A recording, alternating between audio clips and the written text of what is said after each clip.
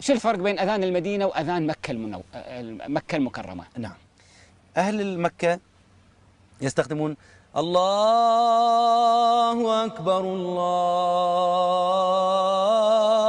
أكبر، حتى يرققون الراء في كمل الأذان. يرحم والديك. أشهد أن لا إله إلا الله،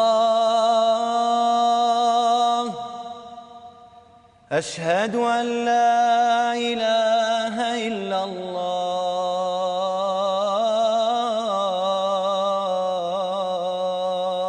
كيف يختم الأذان؟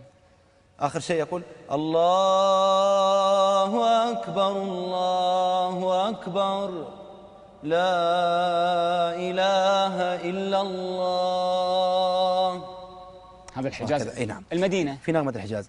المدينة الغالب اللي نسمعه، وأنا سمعت أكثر من مؤذنين المدينة، في البيات، نغمة البيات، مقام البيات. نعم، مقام البيات. يبدأون هكذا دائما: الله أكبر الله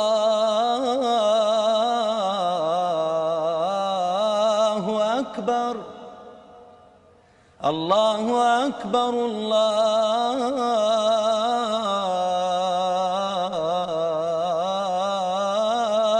أكبر، أشهد أن لا إله إلا الله. وهكذا إلى أن يختم بهذه نغمة البيان.